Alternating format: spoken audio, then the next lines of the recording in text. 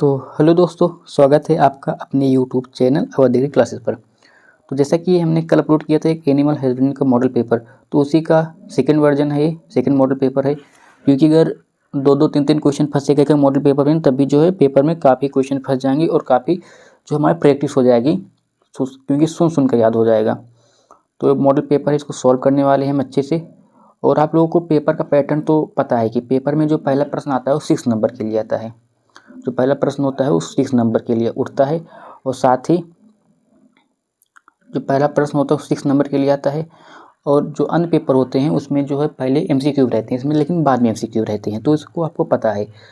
तो जितने भी अभी नहीं हुए हैं, जैसे कि इनका जो पूरा पहचान है ना, कि नस्लों के जो नस्ल दिए हैं इसमें, इनका मूल स्थान लिखना है, प्रमुख लक्षण लिखना है, शारीरिक लक्षण लिखना है, और उसके बाद उपयोगिता लिखनी है, तालिका के रूप में लिखनी है, तालिका बनाकर इसे लिखना है। और कैसे लिखेंगे तालिका बनाकर, तो कापी का पैटर्न चेंज हो गया है। इस साइड यहाँ पर लिखेंगे पहले नाम, इनका नाम लिखेंगे। तो इसके बाद नाम लिखकर यहाँ पर लिखेंगे, जैसे भदावरी है तो यहाँ पर भदावरी लिखेंगे। उसके बाद मूल स्थान लिखेंगे, यहाँ पर OP लिख सकते हैं, ओरिजिन प्लेस लिख सकते हैं। उसके बाद यहाँ पर प्रमुख शारीरिक लक्षण लिख सकते हैं, प्रमुख शारीरिक लक्षण। उसके बाद यहाँ पर उपयोगिता लिख सकते हैं, उपयोगिता को तालिका बनाकर चार्ट में बन जाता है। तो हम इस समय OP बता रहे हैं, क्योंकि अगर पूरा पेपर सॉल्व कराएंगे तो काफ़ी लंबा हो जाएगा। तो यहाँ पर है, पहले मैं ओरिजिन प्लेस इसका सभी का ओरिजिन प्लेस बता रहा हूँ, और आप लोग थोड़ा तैयार कर लीजिए, नहीं तो हमने ये सब करा दिया है। मैंने 4 वीडियो में जो है सारा का सारा क्वेश्चन अपलोड कर दिया है, करा दिया है 4 वीडियो। मेरी 4 वीडियो है, उस चारों वीडियो आराम से देख लो, और जो है पूरा आपका तैयार हो जाएगा। जितना पेपर करा रहा हूँ लगभग, क्योंकि मैंने देखा हूँ जितना भी 4 वीडियो में मैं बताया हूँ, क्योंकि लगभग 70% पेपर में जो क्वेश्चन आते हैं वहीं से आए हैं। 70% आपका जो 4 वीडियो से जो मैच हो जाएगा। तो आप किसी मैराथन के भरोसे मत बैठे, अगर बोलेंगे तो मैं करा दूंगा, जितना पढ़ाया हूँ उसका दूना पढ़ा दूंगा। अभी तक जितने 4 वीडियो में है वो एक वीडियो में कवर हो जाएगा। और अगर बोलेंगे तो कल जो है 27 कल नहीं, आज ही 27 को जो है शाम को, या फिर 4 या 5 बजे अगर बोलेंगे, ठीक, वीडियो अपलोड कर दूंगा ना, जिससे जो है आपकी तैयारी एकदम अच्छे से हो जाए। तो चलिए हम इसको आज पहले बताते हैं भदावरी। तो ये भैंस की काफ़ी महत्वपूर्ण प्रजाति है, काफ़ी महत्वपूर्ण नस्ल है। इसका जन्म स्थान कहाँ है? इसका जन्म स्थान है आगरा का इटावा। इसमें एक महत्वपूर्ण प्रश्न बनता है कि इसमें वसा परसेंट कितनी होती है, वसा प्रतिशत कितनी होती है, भदावरी में वसा प्रतिशत कितनी होती है।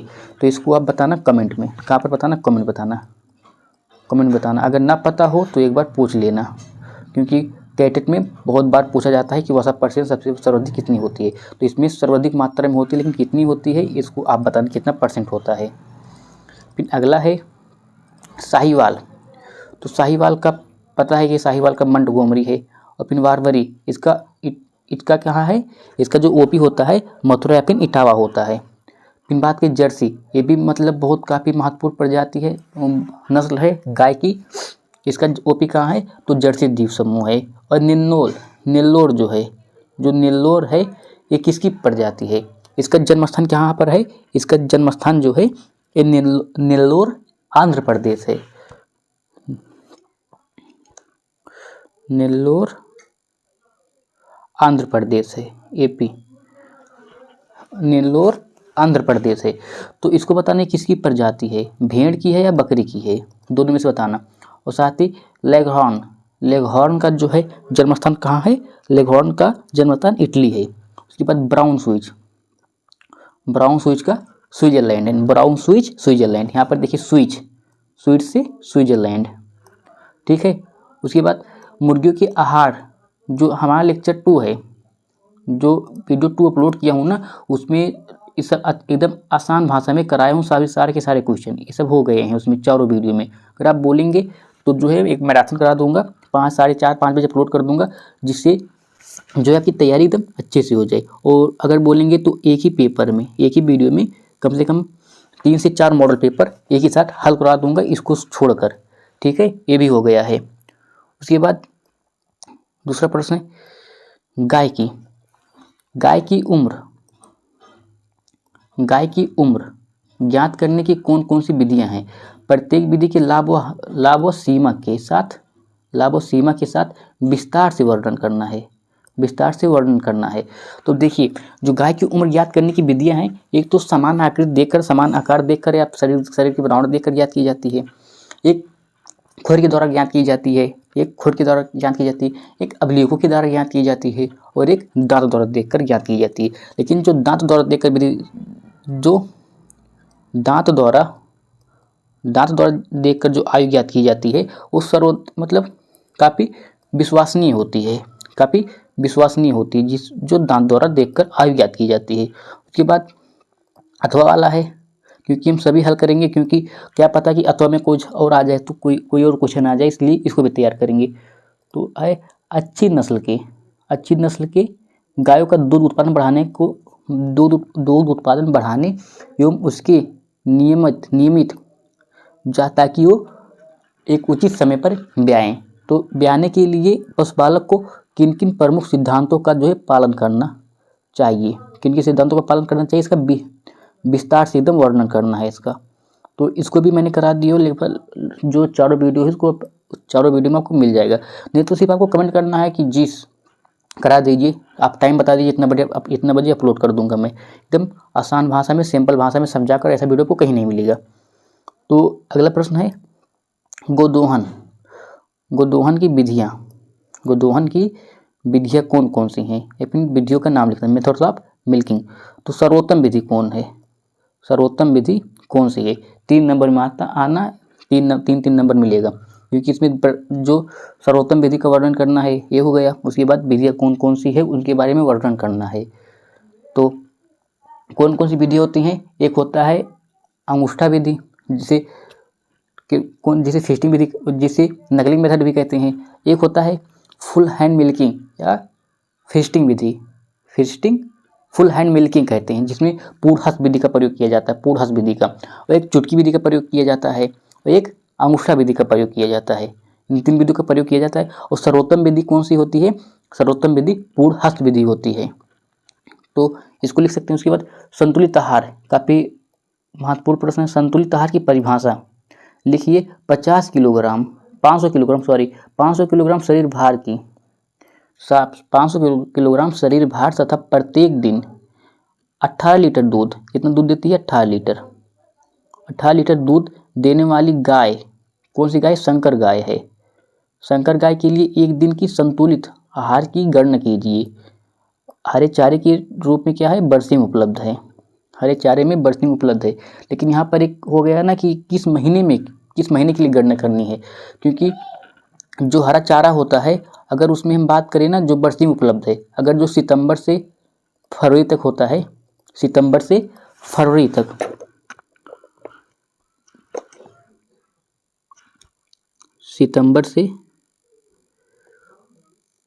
तक जो चारा उपलब्ध होता है ना, इसमें शुष्क पदार्थ की मात्रा 20% पाई जाती है। और जो मार्च से मई तक होता है, उसमें 25% होता है शुष्क पदार्थ की मात्रा। ऐसा कि यहाँ पर सिर्फ दिया है बरसिंग उपलब्ध है, किस महीने में दिया है नहीं दिया है। तो क्यों, मतलब ऐसा होता है ना कि जो अभी बताया मैंने कि फरवरी माह में जो है कितना पाया जाता है, फरवरी में 25% पाया जाता, फरवरी माह में 20, सितंबर से फरवरी तक 20% होता है। उसके बाद मार्च से मई तक 25% होता है। तो इसमें हम कैसे करेंगे, या तो हम ऐसा कर सकते हैं, दोनों में से कोई एक माह में रख दें। लेकिन अगर हम 20 रखेंगे, तो सितंबर में 20 अगर रख रहे हैं, तो सितंबर से फरवरी तक हम 20% रखेंगे, शुष्क पदार्थ की मात्रा बरसिंग में 20% पाई जाएगी। तो जो है जीवन रक्षा के लिए जो शरीर रक्षा है दाना दिया जाता है, गाय में 1 किलोग्राम और भैंस में 1.5 किलोग्राम, गाय में 1 किलोग्राम, भैंस में 1.5 किलोग्राम। तो वह जो है नहीं रद्द दिया जाएगा। अगर चारे की मात्रा अत्यधिक उपलब्ध है तो वो नहीं दिया जाता है। तो वैसे ही देखकर हम हल करने वाले हैं। तो चलिए पहले उसको हल कर लेते हैं, उसके बाद देखते हैं। फिर संतुलित आहार की परिभाषा, संतुलित आहार की परिभाषा देखिए, संतुलित आहार, बैलेंस्ड रेशन। तो ऐसा आहार जो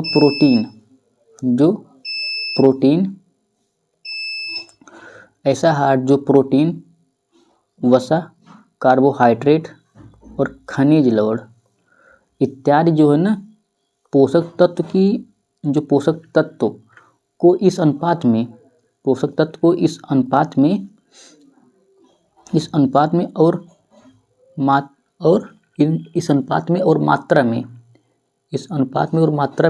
उपलब्ध कराता है। क्या कराता है? उपलब्ध कराता है कि वह पशु को 24 घंटे तक आवश्यक शक्ति प्रदान कर सके, संतुलित आहार कहलाता है।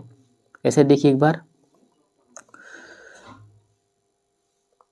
संतुलित राशन, ऐसा आहार जो प्रोटीन, वसा, कार्बोहाइड्रेट, खनिज लवण इत्यादि पोषक तत्व को इस अनुपात में तथा मात्रा में या इस अनुपात और मात्रा में उपलब्ध कराता है। इस मात्रा तथा अनुपात में या इस अनुपात तथा मात्रा में उपलब्ध कराता है कि वह पशु को 24 घंटे तक आवश्यक शक्ति प्रदान कर सके, संतुलित आहार कहलाता है। लेकिन हम आदर्श आहार की बात करें, जो ऐसे देख रहे हैं, तो हम आदर्श आहार के बारे में भी देख लेते हैं। आदर्श आहार के बारे में, आदर्श आहार तो वह राशन जो पशुओं की समस्त आवश्यकताओं को उनके भार के अनुसार उचित मात्रा में उपलब्ध किए जाने पर पूर्ण कर देता है, आदर्श राशन कहलाता है या आदर्श आहार कहलाता है। वह राशन जो पशुओं की समस्त आवश्यकताओं को उनके भार के अनुसार उचित मात्रा में उपलब्ध किए जाने पर पूर्ण कर देता है, आदर्श राशन कहलाता है। उसके बाद जो न्यूमेरिकल था अपना, शरीर भार कितना था उसका? शरीर भार 500 किलोग्राम था और कितना दूध दे रहा थी? वह मतलब 18 लीटर दूध दे रही थी। तो देखिए, जो गाय होती हैं, गाय पर तो जो शुष्क पदार्थ की मात्रा दिया जाता है 100 किलोग्राम पर 2.5 किलोग्राम दिया जाता है, 2.5 किलोग्राम दिया जाता है, और भैंस पर 3 किलोग्राम दिया जाता है शुष्क पदार्थ। तो इसको देखिए ऐसे, तो हम लिखेंगे, तो शरीर भार पर दिए गए शुष्क पदार्थ की मात्रा, तो क्योंकि 100 किलोग्राम शरीर भार पर शुष्क पदार्थ देंगे, कितना देंगे? तो गाय है, गाय के लिए 2.5 किलोग्राम दिया जाता है, गाय के लिए 2.5 किलोग्राम दिया जाता है। उसके बाद जब 100 किलोग्राम में कितना दिया जा रहा है? 2.5 किलोग्राम। 100 किलोग्राम शरीर भार पर 2.5 किलोग्राम दिया जा रहा है, तो 1 किलोग्राम शरीर भार पर कितना देंगे? 1 किलोग्राम शरीर भार पर देंगे 2.5 मतलब 2.5 किलोग्राम अपॉन 100 किलोग्राम, 2.5 अपॉन 100, तो कितना हो जाएगा? तो 1 किलोग्राम मतलब 1 किलोग्राम शरीर भार पर इतना दाना देंगे हम। उसके बाद 500 किलोग्राम, हमारा गाय की वजन कितना है? 500 kg है, तो 500 किलोग्राम शरीर भार पर शुष्क पदार्थ देंगे, कितना देंगे? तो जितना था इसमें, तो 2.5 बटे अपॉन कितना हो जाएगा? 100 गुणे कितना था? 500 किलोग्राम था। तो यहाँ से 0 कट जाएगा, कितना बचेगा? 12.5 kg शुष्क पदार्थ आ जाएगा। 500 किलोग्राम पर शुष्क पदार्थ कितना देंगे? 500 किलोग्राम शरीर भार पर शुष्क पदार्थ देंगे 12.5 किलोग्राम। उसके बाद शुष्क पदार्थ की मात्रा हो गई। उसके बाद दाने की मात्रा देंगे ना, तो शरीर रक्षा के लिए, तो यहाँ पर लिखे हैं, क्योंकि अगर यहाँ पर महीना दिया रहता तो जो है बताते कि कितना जो है परसेंट पाया जाता है, क्योंकि जो सितंबर होता है, सितंबर से जो फरवरी तक पाया जाता है 20% पाया जाता है, और शुष्क पदार्थ पाया जाता है बरसीन में, और मार्च से मई तक पाया जाता है 25%, मार्च से मई तक 25% पाया जाता है। तो इसलिए जो हम 20% ही मार कर चलेंगे, क्योंकि सितंबर में बरसीन की काफ़ी उपलब्धता होती है, काफ़ी मात्रा में उपलब्ध रहते हैं, इसीलिए रखेंगे। और जो कि दाना जो है नहीं देंगे, सही अच्छे दाना नहीं देंगे। क्यों नहीं देंगे? क्योंकि जो खिलाने के लिए ना बरसीन की मात्रा उपलब्ध है। उसके बाद दूध उत्पादन नहीं होते देंगे, दूध उत्पादन नहीं दाना देंगे हम। कितना देंगे? जो गाय होती हैं, गाय पर 3 किलोग्राम दूध पर 3 किलोग्राम या 3 लीटर दूध पर कितना दिया जाता है? 1 किलोग्राम दाना दिया जाता है। और अगर भैंस होती है यहाँ पर तो भैंस पर 2.5 किलोग्राम 2.5 लीटर दूध पर 2.5 किलोग्राम दूध पर 1 लीटर दाना देते हैं। इसी प्रकार तो 1 लीटर दूध में अगर 1 किलोग्राम दूध है यानी कि 1 लीटर दूध उस पर सूक्ष्म पदार्थ कितना दिया जाएगा? तो 1/3 किलोग्राम दाना दिया जाएगा। इसी प्रकार 18 किलोग्राम दूध देती है, 18 लीटर दूध देती है तो 1/18 हो जाएगा कितना हो जाएगा? 6 किलोग्राम आ जाएगा हमारा दाना। तो जो हम दाना देंगे उसमें से जो सूक्ष्म पदार्थ की मात्रा मिलती है ना, तो 100 किलोग्राम सूक्ष्म पदार्थ में कितना जानते हो कितना सूक्ष्म पदार्थ मिलेगा? 90 किलोग्राम सूक्ष्म पदार्थ मिलता है। 100 किलोग्राम दाने में 90 किलोग्राम सूक्ष्म पदार्थ मिलता है। तो 1 किलोग्राम दाने में कितना सूक्ष्म पदार्थ मिलेगा? तो 1 किलोग्राम दाने में मिलेगा 90/100 किलोग्राम सूक्ष्म पदार्थ। तो इसी प्रकार 6 किलोग्राम दाने में कितना सूक्ष्म पदार्थ मिलेगा? 6 किलोग्राम दाने में सूक्ष्म पदार्थ मिलेगा हमारा 5.4 किलोग्राम 4.5 किलोग्राम सूक्ष्म पदार्थ आ जाएगा। यहाँ पर आने के बाद सूक्ष्म पदार्थ आ गया तो हमारा जो 12.5 किलोग्राम सूक्ष्म पदार्थ था, 12.5 किलोग्राम हमारा सूक्ष्म पदार्थ था, उसमें से हम इतना घटा देंगे 4.5 kg जो है घटा देंगे हम। कितना घटा देंगे? जो है इसको हम घटा देंगे तो कितना आ जाएगा? तो हमारा आ जाएगा 7.1 kg आ जाएगा। जब 7.1 kg आ जाएगा तो इसको हम किससे देंगे? हम शेष सूक्ष्म पदार्थ को जो है भूसे से देंगे, भूसा और बरसीन से देंगे, भूसे और बरसीन से देंगे। शेष 1:1 में 1:1 में हम इसे देंगे, आधा भूसे और बरसीन से देंगे। तो देखिए भूसे की मात्रा, तो भूसे द्वारा दिए गए सूक्ष्म पदार्थ की मात्रा, तो पहले हम आधा कर लेंगे इसको, इतना कितना देना है? तो सूक्ष्म पदार्थ हमें भूसे से कितना देना है? तो 3.55 kg हमें सूक्ष्म पदार्थ देना है भूसे से, और इतना ही देना है हमें बरसीन से, इतना देना है। तो हम कितना, जो 3.55 kg है कितने में मिलेगा? कितने किलोग्राम भूसे में मिलेगा? तो ये मिलेगा, पहले इसको देखिए, इसको भी विस्तार से करना, तभी जो है 6 नंबर मिलता है, 6 प्रश्न 6 नंबर में आता है। तो 90 किलोग्राम सूक्ष्म पदार्थ मिलता है 100 किलोग्राम भूसे में, 90 किलोग्राम सूक्ष्म पदार्थ मिलता है 100 किलोग्राम भूसे में, इसलिए 1 किलोग्राम सूक्ष्म पदार्थ मिलेगा 100/90 किलोग्राम भूसे में। इसी प्रकार ना तो 3.55 kg जो है 3.55 kg जो सूक्ष्म पदार्थ है कितने किलोग्राम भूसे से मिलेगा?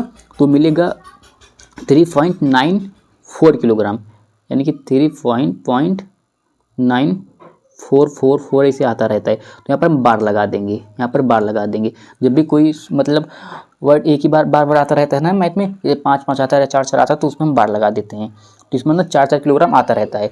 तो जो 3.55 kg है, जो 3.55 kg जो शुष्क पदार्थ है वो कितने किलोग्राम भूसे से प्राप्त होगा? तो प्राप्त होगा 3.94 किलोग्राम भूसे से प्राप्त होगा। और जो 3.55 kg वो है शुष्क पदार्थ जो बरसीन से देना है, अरे 4 एकूण देना है, तो कितना पाया जाता है? क्योंकि अगर यहाँ पर फरवरी माह होता, अगर फरवरी होता तो वहाँ पर जो हम लगा देते 20 लगा देते हैं, और सितंबर है, सितंबर में भी 20 लगा देते हैं, 20 किलोग्राम 20% पाया जाता है। लेकिन यहाँ पर कोई चर्चा ही नहीं किया है कि किस माह के लिए तैयार किया जा रहा है, तो इसलिए हम 20 ही लगाएंगे, क्योंकि सर्वाधिक मात्रा में जो बरसिंग होता है वो सितंबर से फरवरी तक ही उपलब्ध होता है, क्योंकि इसी ऋतु में बोए जाते हैं। और अगर यहीं पर मार्च से अगर मई होता तो यहाँ पर जो है बरसिंग की ना बीज की बुवाई मतलब बीज की बुवाई के लिए जो है छोड़ा जाता है, बरसिंग को बीज प्राप्ति के लिए छोड़ा जाता है, तो उसमें शुष्क पदार्थ ज़्यादा पाया जाता है, तो 25% हो जाती है उसमें। तो इसलिए 20 किलोग्राम मान के चलेंगे, 20 किलोग्राम शुष्क पदार्थ पाया जाता है, कितने किलोग्राम? 100 kg बरसिंग में, इसलिए 1 kg शुष्क पदार्थ पाया जाएगा 100/20 किलोग्राम बरसिंग से, यानी कि 5 किलोग्राम बरसिंग से 1 किलोग्राम शुष्क पदार्थ प्राप्त होगा। इसी प्रकार 3.55 kg शुष्क पदार्थ 3.55 kg शुष्क पदार्थ प्राप्त होगा, कितना? 17.75 किलोग्राम बरसिंग से। हो गया हमारी बरसिंग की मात्रा। भूसे की मात्रा 3.944 है और भूसे की मात्रा और बरसिंग की मात्रा है 17.75 किलोग्राम। तो ये हो गया। तो इसको हम लिखेंगे क्योंकि एक दिन के लिए आहार की संतुलित मतलब संतुलित आहार ज्ञात करना है ना, क्या ज्ञात करना है, संतुलित आहार ज्ञात करना है। यहाँ पर देखिए संतुलित आहार ज्ञात करना है, तो संतुलित आहार का मतलब नहीं कि भूसा और चारा देकर, भूसा बरसीन देकर पूरा कर देंगे, उसके लिए खनिज पदार्थ मतलब सभी का आवश्यकता पड़ेगी ना। जैसे तो हम उत्तर में क्या लिखेंगे, उत्तर में मिसल के लिखेंगे पहले भूसे की मात्रा, भूसे की मात्रा हो गई यहाँ पर इतना आया 3.94 किलो केजी आया है भूसे की मात्रा, भूसे की मात्रा हो गई है। उसके बाद बरसीन की मात्रा हो गई, बरसीन 17.75 किलोग्राम आया। फिर हम दाना भी दे रहे हैं ना, दाना कितना दे रहे हैं, दाना सॉरी ये दाना नहीं होगा यार, यहाँ पर दाना नहीं होना चाहिए, यहाँ पर दाना कितना होगा, यहाँ पर दाना होगा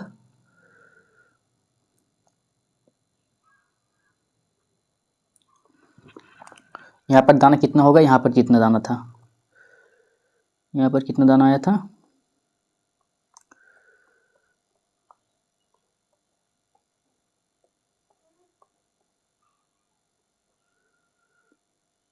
छः किलोग्राम दाना, जो 6 किलोग्राम दाना है यहाँ पर दाने की मात्रा 6 किलोग्राम होगा, दाने की मात्रा 6 kg होगा यहाँ पर क्योंकि शुष्क पदार्थ पूरा है ना, 12.5 kg पूरा शुष्क पदार्थ है, यहाँ पर 6 kg होगा दाना, जो है यहाँ पर 6 kg होगा, 6 किलोग्राम दाना कितना होगा, 6 किलोग्राम दाना दे रहे हैं, 6 किलोग्राम इसको दाना दे रहे हैं।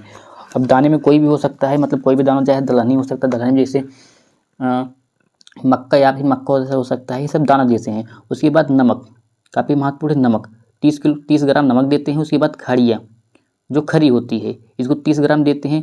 उसके बाद खनिज मिनरल्स यानी कि खनिज मिश्रण देते हैं 60 ग्राम, तो तब जाकर बनता है संतुलित आहार। उसके बाद जो कार्बोहाइड्रेट ये सब होता है वो सब दाना से और उससे पा जाएंगे।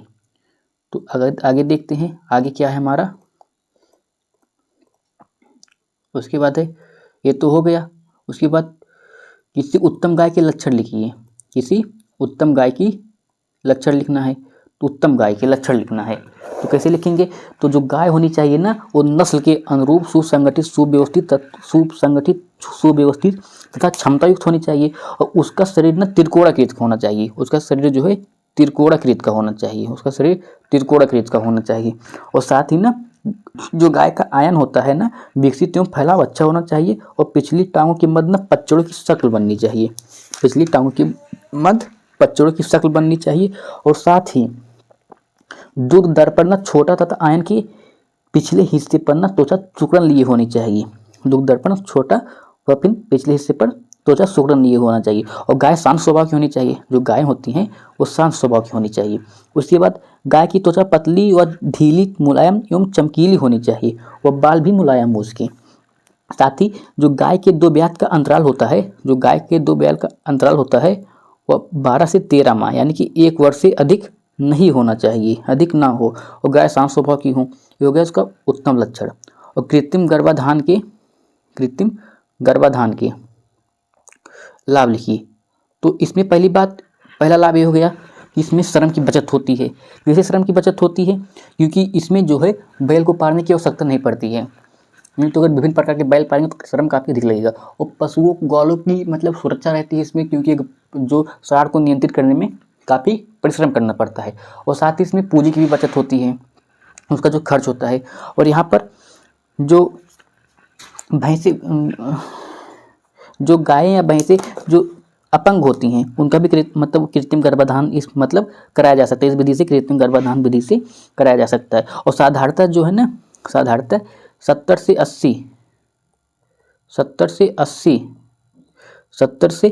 80 गायों पर एक सांड रखते हैं, 70 से 80 गायों पर एक सांड रखते हैं, 70 से 80 गायों पर एक सांड रखते हैं इस विधि से।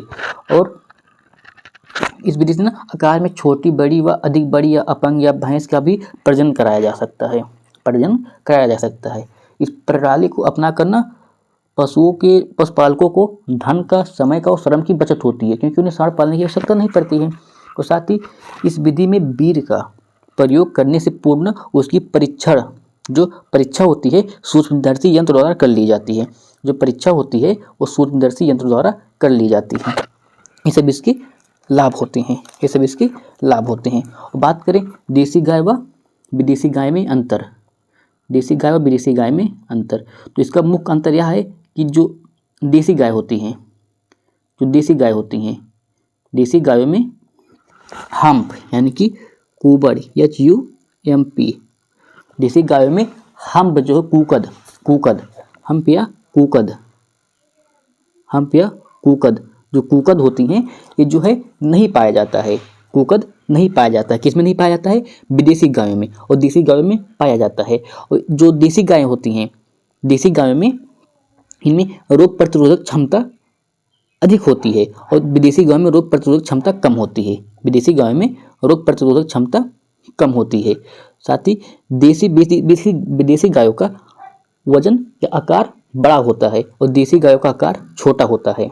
ठीक है, इसमें अविकसित गलगंबन पाया जाता है, इसमें पूर्ण विकसित गलगंबन पाया जाता है। ठीक है, उसके बाद और ना इन गायों की गर्दन पतली होती है, छोटी छोटी आंखें चमकीली होती हैं, तो मतलब उसमें भी लगभग सेम होती हैं। ठीक है, और इनका दुग्ध उत्पादन सबसे महत्वपूर्ण, इनका दुग्ध उत्पादन सर्वाधिक होता है, इनका दुग्ध उत्पादन कम होता है, अपेक्षाकृत कम होता है। इसमें गर्मी सहन करने की क्षमता होती है, इसमें गर्मी सहन करने की क्षमता नहीं, विदेशी में गर्मी सहन करने की क्षमता नहीं होती क्योंकि पसीने की ग्रंथि इसमें नहीं पाई जाती हैं, इसलिए इसमें गर्मी सहन करने की क्षमता नहीं होती है। अगला प्रश्न है गौशाला की सफाई, गौशाला की सफाई करने की विधियाँ बताइए।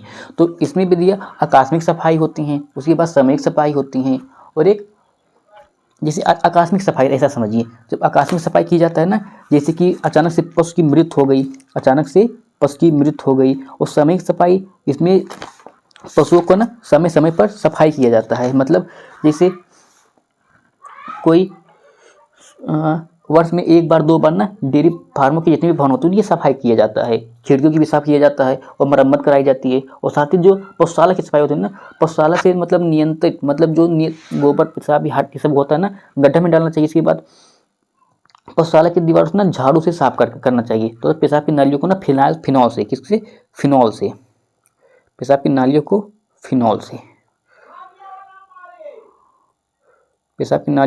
फिनॉल से जो है धोना चाहिए, साफ करना चाहिए। उसके बाद इसके अतिरिक्त जो ना जो असामयिक सफाई होती, आकस्मिक सफाई होती है। जो आकस्मिक सफाई जो होती है, जैसे कोई पशु मर गया या इसको कोई रोग हो गया, तो जिस स्थान पर पशु मरता है ना, उसमें वहाँ की मिट्टी हटाकर जो पशु की शीघ्र रोगावरोध करना चाहिए। और पक्के फर्श को ना गर्म पानी से या फिनाइल से जो है गर्म पानी से धोना चाहिए। ठीक है, योगी सब हो गई सफाइयाँ। उसके बाद लैक्टोमीटर और ब्यूटाइरोमीटर में अंतर, लैक्टोमीटर एवं ब्यूटाइरोमीटर में अंतर। तो इसका अंतर जानते क्या होता है? तो इसका जो अपेक्षित घनत्व ज्ञात करनी, दूध का अपेक्षित घनत्व ज्ञात किया जाता है, लैक्टोमीटर से दूध का अपेक्षित घनत्व ज्ञात किया जाता है। और जो ब्यूटाइरोमीटर होता है, इसे दूध में वसा प्रतिशत ज्ञात की जाती है। जो ब्यूटाइरोमीटर होता है, इसमें दूध की वसा प्रतिशत ज्ञात की जाती है। इसमें ना यह कांच का बना हुआ एक यंत्र होता है, ये भी कांच का बना हुआ यंत्र होता है। इसमें जो लैक्टोमीटर है, लैक्टोमीटर में 0 से 40 तक रीडिंग होती है, 0 से 40 तक अंक के निशान होते हैं। ठीक है, और लैक्टोमीटर रीडिंग ना शुद्ध गाय के दूध की, शुद्ध जो है गाय के दूध की लैक्टोमीटर रीडिंग, शुद्ध गाय के दूध की लैक्टोमीटर रीडिंग जानते हो कितना होता है? शुद्ध गाय के दूध की लैक्टोमीटर रीडिंग जो है 30 से 32 होता है, 30 से 32 होता है। और भैंस के शुद्ध दूध की लैक्टोमीटर रीडिंग 28 से 30 होता है। ठीक है, और सर्वाधिक वसा किसमें पाया जाता है? कितना मैंने बताया कि भदौरी में पाया जाता है, और कितना % पाया जाता है इसको आपको लोगों को कमेंट बॉक्स में बताना है। और साथ ही जो ब्यूटाइरोमीटर है, ब्यूटाइरोमीटर जो होता है, इसमें 0 से 10 तक अंक बने होते हैं। कितने? 0 से 10 तक अंक बने होते हैं ब्यूटाइरोमीटर में, 0 से 10 तक अंक बने होते हैं। और इसमें ना एल्कोहल एमाइल एल्कोहल मिलाकर ना दूध को जो है ना सेंट्रीफ्यूज किया जाता है। इसके बाद ब्यूटारोमीटर में वसा प्रतिशत पढ़ ली जाती है, रीडिंग आ जाती है। उसके बाद ब्यूटारोमीटर में वसा परसेंटेज पढ़ ली जाती है, वसा परसेंटेज पढ़ ली जाती है। उसके बाद आगे चलिए, ट्रोकारियम कैनुला के कार्य, 2 नंबर का प्रश्न है। ट्रोकारियम कैनुला के कार्य, इसको जो अफारा रोग हो जाता है, जब पशुओं को अफारा रोग हो जाता है, जब पशुओं को अफारा रोग हो जाता है तो पेट में चीरा लगाकर गैसीय दूषित वायु जो होती है, पेट में चीरा लगाकर जो दूषित वायु होती है उसको जो है पेट से बाहर निकाला जाता है। रूमेन वाले भाग की ओर चीरा लगाया जाता है, ठीक है, और दवा डाला जाता है इसमें। उसके बाद डेयरी फार्म पर लेखा रखने के 4 उद्देश्य लिखिए। तो डेयरी फार्म पर लेखा रखने के उद्देश्य लिखिए। तो पहला उद्देश्य होता है कि गाय मतलब कितना उत्पादन दे रही है, गाय से जो है कितना, गाय भैंस से कितना जो है उत्पादन हो रहा है, दूध की कितनी उत्पादन हो रही है, उससे उस हिसाब से उसकी दाना मात्रा चारे को खिलाते हैं, दाने चारे की मात्रा उसी हिसाब से देते हैं। और साथ ही वो कितने समय में ब्याती हैं और उसका जो है वायु कितना हुआ है, ये हो गया। और पशुओं जो डेयरी फार्म पर जो बड़े बड़े डेयरी फार्म होते हैं उसमें कर्मचारियों द्वारा कोई घपला तो नहीं हो रहा, बड़े कर्मचारियों की ईमानदारी, मतलब ईमानदारी का जो है पता चलता है कि यहाँ पर हमारा जो कर्मचारी है ग्वाला है और जो है कुछ चोरी नहीं कर रहा है किसी चीज़ का, ठीक है, ये हो गया। तो होते हैं, इन सबको मैं करा दिया हूँ। अगर आप बोलेंगे तो जो है शाम को 5 टाइम बता देना, टाइम कमेंट में टाइम बता देना, जो है आपको जो है फिर से जो है एक पूरा मैराथन टाइप मिल जाएगा, क्योंकि जितना भी कराऊंगा वो मतलब काफ़ी इम्पोर्टेंट रहेगा। तो ये गर्भरक्षाहार मैं नहीं कराया हूँ, तो गर्भरक्षाहार अगले वीडियो में लेक्चर 5 में करा दूंगा। अगर आप बोलेंगे तो उसमें करा दूंगा। फिर निकला है बहुविकल्पी पर 1 नंबर का प्रश्न है, विश्व में सबसे अधिक दूध या सर्वाधिक दूध देने वाली गाय है। तो गाय की नस्ल वैसे तो उबरे बलांका है, उबरे बलांका है, लेकिन इसका कोई ना चर्चा नहीं है, इसका कोई विशेष चर्चा नहीं है कि, और ना ही इसका कोई नामो निशान मिलता है। तो इस वजह से होल्स्टीन फ्रीजियन पर लगाया जाता है। तो इसी प्रकार हम भी लगाएंगे, अगर यहाँ पर उबरे बलांका होता तो उसको लगाते हैं, लेकिन यहाँ पर हम होल्स्टीन फ्रीजियन लगाएंगे। इसका जन्म स्थान कहाँ है, होल्स्टीन फ्रीजियन का जन्म स्थान कहाँ है, ओपी, तो हॉलैंड होता है। इसके बाद ब्राउन स्विच का स्विट्जरलैंड है, साहिवाल का मंटगोमरी है, और जर्सी का जर्सी द्वीप समूह है। उसके बाद मेरिनो नस्ल है, मेरिनो एक भेड़ की नस्ल है। इसका जूलॉजिकल नाम क्या होता है, भेड़ का, तो ओविस एरिस होता है, बकरी का कैपरा हिरकस होता है, भैंस का बुबैलिस होता है, और साथ ही गाय का बॉस टाउरस और बॉस इंडिकस होता है। अंडे में प्रोटीन की मात्रा, पाया जाता है, इसको आप बताएंगे कि मैं बताऊं, इसको आप भी कमेंट करना। तो जो मैं एक बता रहा हूँ, एक अंडे से क्वेश्चन है कि अंडे का जो बाहरी खोल होता है, जो सफ़ेद खोल होता है, अंडे का जो सफ़ेद खोल होता है, समझ लीजिए यह अंडा है। जो अंडे का सफ़ेद खोल होता है, यह किसका बना होता है, इसको आप बताइए। बाकी जो अंडे में प्रोटीन की मात्रा होती है, पाया जाता है कितने परसेंट, 5%, 7% जो होता है उसमें, जो गाय की, जो भैंस का, जो मुर्रा भैंस होती है, मुर्रा भैंस में 7% वसा पाई जाती है, और 9% या फिर 13%। तो जो अंडे में प्रोटीन पाया जाता है वह 13% पाया जाता है। कितना पाया जाता है, जो अंडे में प्रोटीन पाया जाता है वह 13% पाया जाता है। तो निम्नलिखित में से एक दलहनी या फिर दलहनी चारा की फसल है, दलहनी चारा की फसल कौन सी है, अभी बरसिंग पर सवाल लगाए थे तो बरसिंग है, ठीक है, बरसिंग पर अभी सवाल लगाए थे तो बरसिंग है। तो स्ट्रिप का परीक्षण काफ़ी महत्वपूर्ण प्रश्न है, स्ट्रिप का परीक्षण किस बीमारी में किया जाता है, तो किस बीमारी किया जाता है, एंथ्रेक्स बीमारी में या फिर गला घोंटू में, इसे HS बोलते हैं, इसे HS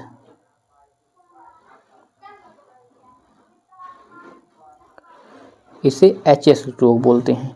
इसका फुल फॉर्म भी पूछा जाता है, क्या होता है, या फिर दुग्ध ज्वर में या फिर थनैला रोग में। तो इसमें किया जाता है, तो थनैला रोग में जो है स्टेप कप का परीक्षण किया जाता है। ठीक है, उसके बाद रिक्त स्थानों की पूर्ति कीजिए। यहाँ पर मैंने रिक्त स्थानों की पूर्ति, तो बकरी का मांस कहलाता है, तो बकरी का मांस चीवन कहलाता है। क्या कहलाता है, बकरी का मांस चीवन कहलाता है, चीवन कहलाता है। उसके बाद विदेशी गाय का वैज्ञानिक नाम है, तो बॉस टाउरस है। क्या है, टाउरस है, बॉस टाउरस है। उसके बाद अगला प्रश्न है, पश्मीना ऊन कश्मीरी बकरी से, कश्मीरी बकरी से जो है प्राप्त होती है, डॉडर से प्राप्त होता है, कश्मीरी बकरी से प्राप्त होती है पश्मीना। उसके बाद गाय का ऋतुचक्र होता है, जो गाय का ऋतुचक्र होता है कितने दिन का होता है, गाय का ऋतुचक्र कितने दिन का होता है, कितने दिन का होता है, तो 21 दिन का होता है। सामान्यतः जो है 19 से 26 दिन लिख सकते हैं, 19 से 26 दिन लिख सकते हैं। गाय में दुग्ध ज्वर, जो गाय में दुग्ध ज्वर जो गाय में दुग्ध ज्वर होता है, जो दुग्ध ज्वर रोग होता है किसी कमी से लगता है, किसी कमी से होता है, जो डॉग में ज्वर, जो गाय में दूध ज्वर रक्त में किसी कमी से होता है, तो कैल्शियम की कमी से होता है। तो अगर आपको मैराथन चाहिए इसका या फिर पीडीएफ चाहिए, तो चैनल की डिस्क्रिप्शन में और वीडियो को लाइक करना और एक प्यारा सा कमेंट करना, एक अच्छे से कमेंट कर देना। और साथ ही अगला है, हम अगर आपको एक बोले कि जो मीठी दही होती है, मीठी दही होती है, मीठी दही में अम्ल की मात्रा कितनी पाई जाती है, अम्ल की मात्रा कितनी होती है, अधिकतम अम्ल की मात्रा तो 0.7% होती है मीठी दही में। उसके बाद जो खट्टी दही होती है, खट्टी दही में 1% होती है, खट्टी दही में 1% होती है। ठीक है, और सर्वाधिक जो मक्खन होता है, नहीं मक्खन, जो मक्खन होता है, मक्खन में 81% जो है वसा पाई जाती है।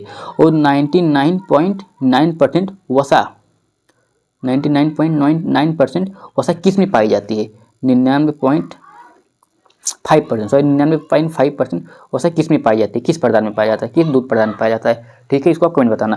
बाकी अगर आपको मैराथन चाहिए तो कमेंट कर देना कि मैराथन करा दीजिए, क्योंकि सबसे अच्छा कराऊंगा, क्योंकि बहुत बड़ी बड़ी कोचिंग संस्थाएं, बहुत बड़ी बड़ी यूट्यूब चैनल है, क्योंकि इतना अच्छा कोई नहीं कराएगा, ये मैं दावा देता हूँ। और 2 मॉडल पेपर होगा, अगर बोलेंगे शाम को फिर से एक मॉडल पेपर अपलोड कर दूंगा। ठीक है, पेपर से पहले एक मॉडल पेपर अपलोड कर दूंगा, क्योंकि पेपर आपको 28 तारीख का है, पेपर आपका 28 तारीख है। अगर चाहेंगे ना तो 28 तारीख का पेपर एकदम धुआंधार जाए, तो इसके लिए लाइक कीजिए और एक प्यारा सा कमेंट कर देना।